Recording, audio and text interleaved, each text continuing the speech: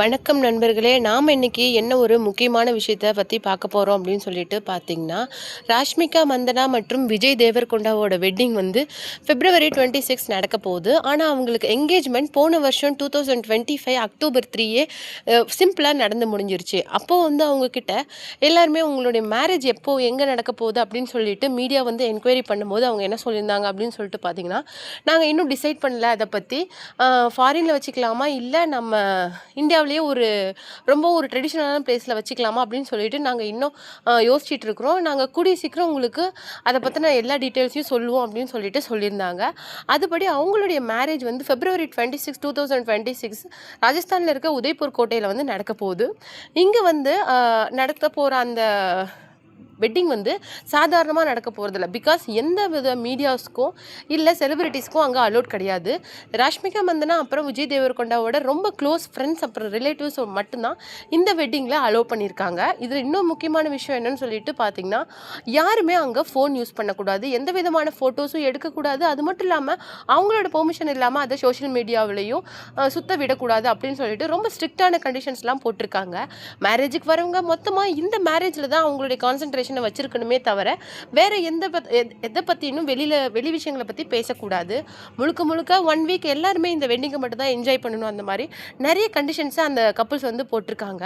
அது மட்டும் கிடையாது, ரஷ்மிகா மந்தானாவுக்கும் இந்த மாதிரி ஒரு இடத்துல மேரேஜ் பண்ணும் அப்படிங்கிறது அவங்களுடைய ட்ரீம். இன்னைக்கு வந்து என்னுடைய அந்த லைஃப் பார்ட்னரோட ட்ரீமை நான் ட்ரீம் கம் ட்ரூ மொமெண்ட்டாக கொண்டு வந்திருக்கிறேன். அவங்களுடைய படி தான் நாங்கள் இன்றைக்கி ராஜஸ்தானில் இருக்க இந்த உதய்பூர் ஃபோர்ட்டில் வந்து இந்த திருமணத்தை நாங்கள் நடத்தி முடிச்சிருக்கிறோம்.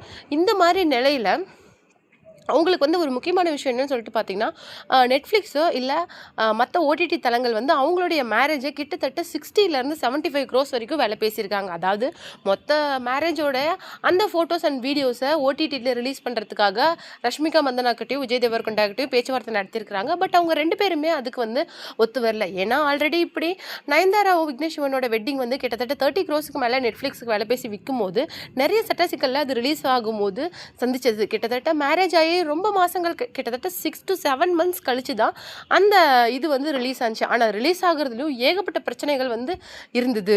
அதில் நிறைய காப்பிரைட் ப்ராப்ளம் இருந்தது. அது மட்டும் கிடையாது, அவங்களுடைய பாஸ்ட் லைஃப்பை பற்றி பேசும்போது அவங்க வந்து அதில் நிறைய காப்பிரைட் ப்ராப்ளம் இருந்தது. அப்புறம் தனுஷ் நயன்தாராவுக்கும் ஏகப்பட்ட சிக்கல் ஏற்பட்டுச்சு. இந்த மாதிரி பல பிரச்சனைக்கு நடுவில் தான் அவங்களுடைய அந்த வீடியோ வந்து ஓடிடியான நம்ம நெட்ஃப்ளிக்ஸில் ரிலீஸ் ஆச்சு. இந்த மாதிரி எந்த சர்ச்சைகளும் தங்களுடைய கல்யாணத்தில் இருக்கக்கூடாது அப்படின்னு சொல்லிட்டு அந்த ஆஃபரை அப்படியே அந்த கப்பல்ஸ் வந்து இக்னோர் பண்ணிட்டாங்க. இந்த மாதிரி நிலைமையில் ரஷ்மிகா மந்தனாவோட ஃபர்ஸ்ட் க்ரஷ் அண்ட் லவ்வரான ரக்ஷித் செட்டி என்ன சொல்கிறாரு அப்படின்னு சொல்லிட்டு பார்த்தீங்கன்னா, எனக்கும் ரஷ்மிகா மந்தனாவுக்கும் கிட்டத்தட்ட 2016 நாங்கள் 2 பேரும் ஃபஸ்ட் டைம் மீட் பண்ணியிருந்தோம். நாங்கள் மீட் பண்ணும்போதே எங்களுக்கு லவ் அட் ஃபர்ஸ்ட் சைட் ஆகிடுச்சு. அதுக்கப்புறமேல நாங்கள் 2 பேருமே கொஞ்ச நாள் லவ் பண்ணிக்கிட்டு இருந்தோம். அதுக்கப்புறம் டேட்டிங் லிவிங் டுகெதர் அப்படின்னு சொல்லிட்டு எங்கள் லைஃப் வந்து ரொம்ப ஸ்மூத்தாக போயிட்டு இருந்துச்சு. அந்த டைமில் எனக்கு வந்து நிறைய கிட்டத்தட்ட 1 இயருக்கு நான் 3 ஃபிலிம்ஸ் கிட்ட கமிட் ஆகி இருந்தேன். என்னுடைய லைஃப்பில் அப்போ வந்து கொஞ்சம் கரியரில் நான் கொஞ்சம் பிஸியாக இருந்தேன். ஸோ வந்து சீக்கிரம் கல்யாணம் பண்ணிக்கலாம், ஏன்னா எனக்கு நிறைய கமிட்மெண்ட்ஸ் இருக்குது அப்படிங்கிற இதில் நாங்கள் வந்து 2 பேரும் 2017 அப்போ என்கேஜ்மெண்ட் பண்ணிக்கலாம் அப்படின்னு சொல்லிட்டு முடிவு பண்ணி என்கேஜ்மெண்ட்டை கிராண்டாக நடந்து முடித்தோம்.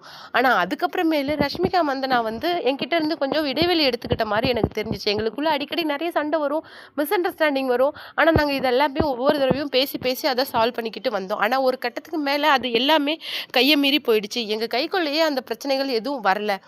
அதாவது எங்கள் கையை மீறி போயிடுச்சு. எங்களால் அதை சால்வ் பண்ண முடியல. ஒரு கட்டத்தில் ரஷ்மிகாவும் நானும் பேசியே பிரிஞ்சிடலாம் அப்படின்னு சொல்லிட்டு முடிவு பண்ணோம். ஆனால் அந்த முடிவை எடுக்கிறதுக்கு நாங்கள் ரொம்ப கஷ்டப்பட்டோம். ரஷ்மிகா வந்து லைஃப்பில் இன்னும் கொஞ்சம் கான்ஷியஸாக இருக்காங்க. ஸோ அந்த டைமில் அவங்கள டிஸ்டர்ப் பண்ண வேணாம், மேபி இது கொஞ்சம் நாளில் செட்டில் ஆகிடும் அப்படிங்கிற மாதிரி நாங்கள் அந்த விஷயத்தை கொஞ்சம் ஆற போட்டிருந்தோம். ஆனால் கிட்டத்தட்ட 2018 அப்போல்லாம் எங்களுக்கு அந்த என்கேஜ்மெண்ட்டை நாங்கள் க்ளோஸ் பண்ணிவிட்டு இந்த மாதிரி எங்கள் 2 பேருக்கும் எந்த விதமான ரிலேஷன்ஷிப் இல்லை, நாங்கள் 2 பேரும் ஜஸ்ட் ஃப்ரெண்ட்ஸ் அப்படிங்கிற மாதிரி அனௌன்ஸ் பண்ணிட்டோம். ஆனால் அனௌன்ஸ் பண்ணல இருந்து நம்ம ரஷ்மிகா மந்தனா நிறைய படங்கள்ல கமிட் ஆக ஆரம்பிச்சாங்க. முக்கியமா கீதா கோவிந்தம், புஷ்பா அதெல்லாம் அவங்க கெரியர்ல ரொம்ப இம்பார்ட்டன்டான மூவிஸ். அது மட்டும் கிடையாது. தமிழ்நாட்டுல விஜய் அந்த மாரி நிறைய ஒரு லீடிங் ஆர்டிஸ்ட் கூட அவங்க நிறைய மூவிஸ்ல கமிட் ஆயிட்டு, அதுக்கப்புறம் ரஷ்மிகா மந்தனா ஒரு நேஷனல் கிரஷ் அப்படிங்கிற மாதிரி ஒரு பெரிய லெவலுக்கு வந்துட்டாங்க. மேபி அது கூட எங்க நடுவுல இருக்கிற அந்த மிஸ் அண்டர்ஸ்டாண்டிங்கை இன்னும் பெருசு பண்ண ஆரம்பிச்சுட்டான். கொஞ்சம் கொஞ்சமா ஒரு மூவி ரிலீஸ் ஆகும்போது நாங்க 2 பேரும் கொஞ்சம் கொஞ்சமா பேச ஆரம்பிச்சோம். ஆனா அது கூட கொஞ்சம் நாளைக்கு அப்புறமேலு அது இல்ல. எங்களுக்குள்ள இருக்கிற கான்வர்சேஷன் குறைஞ்சிச்சு, நட்பு குறைஞ்சிச்சு. அதுக்கப்புறமேலு எங்கேயாவது நாங்க ஒரு பப்ளிக் மீட்டிங்ல பார்த்தா கூட பேசாம போற அளவுக்கு எங்களுடைய கான்வர்சேஷன் ரொம்ப சுருங்கி போச்சு. நான் நிறைய நாள் ரஷ்மிகா மந்தனாவ மறக்க முடியாம கஷ்டப்பட்டுருக்கேன். ஈவன் என்னுடைய கரியர் வந்து 2018க்கு அப்புறம் பெருசா எதுவுமே கிடையாது. ஏன்னா என்னுடைய லைஃபே அந்த பக்கம் ஸ்டக் ஆகி நின்றுச்சா அந்த மாரி இருந்தது. ஏன்னா என்னால என்னுடைய அந்த பழைய காதல் வாழ்க்கையிலேருந்து வெளியில வர முடியல அப்படிங்கிறது தான் ஒரு முக்கியமான விஷயம். நான் நிறைய தடவை சூசைட் கூட ட்ரை பண்ணியிருக்கேன். ஏன்னா என் லைஃபோட ஒரு ஹார்ட் மொமெண்ட்ஸை என்னால் கிராஸ் பண்ணி வர முடியல. என்னுடைய ஃப்ரெண்ட்ஸ் தான் அவள் லைஃப்பில் முன்னேறி போயிட்டா, ப்ளீஸ் அவளை மறந்துடு அப்படின்னு சொல்லிட்டு என்னை ரொம்ப கன்வின்ஸ் பண்ணினாங்க. ஆனால் நான் கொஞ்சம் கொஞ்சமாக அதை என்னுடைய லைஃப்பில் ஏற்றுக்கிட்டு அதை நடைமுறைப்படுத்துறதுக்கு எனக்கு ரொம்ப கஷ்டமாக இருந்தது. ஒரு கட்டத்தில் வாழ்க்கை என்னடா அவ்வளோதான் அப்படிங்கிற மாதிரி இருந்தது. ஆனால் ரஷ்மிகா இப்போவும் எனக்கு ஒரு நல்ல ஃப்ரெண்டாக தான் இருக்கிறாங்க. அப்பப்போ அவங்க என்னுடைய மூவிஸ் ரிலீஸ் ஆகும்போதோ, இல்லை அவங்களுடைய மூவி ரிலீஸ் ஆகும்போதோ, நான் அவங்களுக்கு வந்து வாழ்த்துக்கள் தெரிவிப்பேன். எப்பயுமே நான் அவளுக்கு விஷ் பண்ணுவேன். அவளுடைய வளர்ச்சியில் எப்பயுமே எனக்கு ரொம்ப சந்தோஷமும், அக்கறையும் இருக்குது.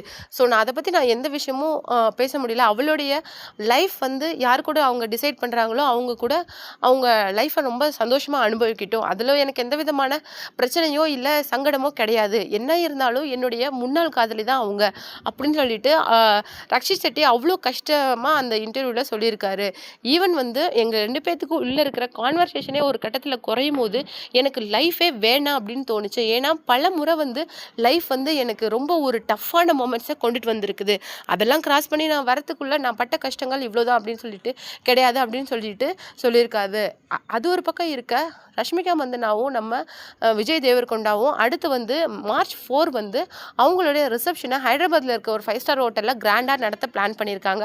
அதில் நிறைய செலிபிரிட்டிஸ், விவிஐபிஸ் எல்லாம் வரப்போகிறாங்க அப்படின்னு சொல்லிட்டு நியூஸ்கள் வந்துட்டுருக்கு. அவங்க மேரேஜ் முடித்த கையோட அவங்களுடைய ரிசப்ஷனையும் ரொம்பவும் தீவிரமாக பண்ணுறதுக்கு காரணம் ரஷ்மிகா மந்தனாவுக்கு ஜூனுக்கு மேலே நிறைய மூவி கமிட்மெண்ட்ஸ் இருக்குது. அவங்க மறுபடியும் அவங்களுடைய பிஸியான லைஃப்குள்ளே போகணும். ஸோ மேரேஜாக இருக்கட்டும், ரிசப்ஷனாக இருக்கட்டும், இல்லை அதுக்கப்புறமேலே ஹாலிடேஸாக இருக்கணும், சீக்கிரம் முடிச்சுட்டு அவங்க மறுபடியும் அந்த கமிட்மெண்ட்டுக்குள்ளே வர வேண்டியது இருக்குது. மேபி இன்னும் 2-3 இயர்ஸ்க்கு மேலே அவங்க எல்லா மூவிஸையும் கம்ப்ளீட்டாக நடித்து முடிச்சுட்டு தான் அவங்களுடைய இந்த பர்சனல் லைஃபுக்கு மறுபடியும் வருவாங்க. ஏன்னா October 3 வந்து அவங்களுடைய என்கேஜ்மெண்ட் முடிந்த அடுத்த நாள் வந்து அவங்கள பற்றின ஒரு தப்பான வீடியோ வந்து சோஷியல் மீடியாவில் ரிலீஸ் ஆச்சு. அது எல்லாருக்குமே ரொம்பவும் சங்கடமாக இருந்தது. முக்கியமாக விஜய் தேவர்கொண்டா ஃபேமிலி வந்து ஹாஃப் மைண்டடாக இருந்த அந்த டைமில் இந்த வீடியோ வந்து அந்த மொத்த ஃபேமிலியுமே அப்செட் பண்ணிருச்சு. அதுக்காக ரஷ்மிகா வந்துனா ஒரு எமோஷனலான ஒரு பதிவு கூட நம்ம சோஷியல் மீடியாவில் அவங்க போட்டிருந்தாங்க.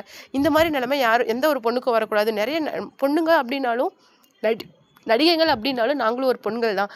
ஆனால் எங்களை வந்து இன்னமும் ஒரு சாதாரண பெண்கள் மாதிரி எந்த அதிகாரிகளும் ட்ரீட் பண்ண மாட்டேங்கிறாங்க. இந்த மாதிரி விஷயங்களுக்கு ஏன் ஒரு முக்கியத்துவம் கொடுத்து கண்டுபிடிக்க மாட்டேங்கிறாங்க? ஒரு நடிகைக்கே இந்த நிலைமைனா நாளைக்கு சாதாரண பெண்களுக்கு என்ன ஆகும் அப்படின்னு சொல்லிட்டு ரொம்பவும் கோவமாக கேட்டிருந்தாங்க. இந்த மாதிரி நிறைய நடிகைகள் வந்து இந்த மாதிரி துன்புறுத்தல்களுக்கு ஆளாயிருக்கிறாங்க. ஆனால் இன்னமும் அந்த சமூகம் அதை கண்டும் காணாமல் போயிட்டு இருக்கிறத பார்த்தா எனக்கு ரொம்ப கவலையாக இருக்குது. இந்த ஏஐ இன்னும் எவ்வளவுதான் நமக்கு வலிகளையும் கொடுமைகளையும் தரப்போகுது அப்படின்னு சொல்லிட்டு என்னால் கற்பனை கூட பண்ணி பார்க்க முடியல அப்படின்னு சொல்லிட்டு அவங்களுடைய அந்த தப்பாக மாஃபான இமேஜஸுக்கு பதிலாக அவங்க எமோஷனலாக தன்னுடைய பதிவை சோஷியல்